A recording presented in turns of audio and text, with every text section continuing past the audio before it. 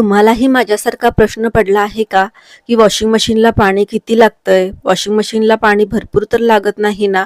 हेच चेक करण्यासाठी मी सुद्धा वॉशिंग मशीनचा ड्रेनेजचा पाईप बादलीमध्ये घेतला आणि किती बादली पाणी लागलं हे पाहिलं. तसंच वॉशिंग मशीन घ्यायचं आहे, पण बोरिंगचं पाणी आहे, मग काय करायचं? वॉशिंग मशीन बोरिंगच्या पाण्याने खराब तर होणार नाही ना, ह्याच्यावरती सुद्धा ह्या व्हिडिओमध्ये पर्याय सुचवला आहे. वॉशिंग मशीन फ्रंट लोडचं घ्यायचं की टॉप लोडचं घ्यायचं? कारण टॉप लोडचं वॉशिंग मशीन थोडं किमतीनं स्वस्त आहे फ्रंट लोडच्या वॉशिंग मशीन पेक्षा. पण कपडे धुण्यासाठी स्वच्छ निघण्यासाठी कोणतं मशीन घ्यायचं? तसंच मग आपण ऑफलाईन दुकानामध्ये जाऊन वॉशिंग मशीन घ्यायचं की ऑनलाईन खरेदी करायचं? किमतीमध्ये आपल्याला किती फरक पडणार आहे ऑनलाईन खरेदीमध्ये आणि ऑफलाईन खरेदीमध्ये? तसंच मग आपलं लाईट बिल जास्त येईल का वॉशिंग मशीन घेतल्यानंतर?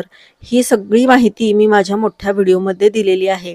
ह्या व्हिडिओच्या खाली प्ले बटनावरती क्लिक केला तर तुम्हाला हा व्हिडिओ नक्की मिळेल. हा व्हिडिओ मी अगदी डिटेलमध्ये बनवला आहे.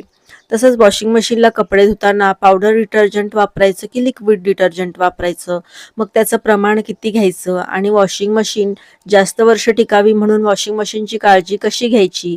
वॉशिंग मशीनचे जे फंक्शन्स आहेत कपडे धुण्याचे ते कसे काम करतात? डेलीचे कपडे धुवायचे असेल तर कोणत्या फंक्शनला आपण कपडे धुवायचे म्हणजे आपली पाण्याची पण बचत होईल, लाईटची पण बचत होईल आणि आपले कपडे सुद्धा स्वच्छ धुवून निघतील. वॉशिंग मशीनला कपडे बघा स्वच्छ धुवून निघतात की नाही हे सुद्धा तुम्हाला हा व्हिडिओ पाहिल्यानंतर कळेल. तसेच हे washing machine start to end पर्यंत कसं वापरायचं हेही मी तुम्हाला सांगितलेलं आहे. तसंच वॉशिंग मशीनचं टब क्लीन हे फंक्शन अतिशय महत्त्वाचं आहे. हे टब क्लीन कसं करायचं हे सुद्धा मी या व्हिडिओमध्ये सांगितलेलं आहे.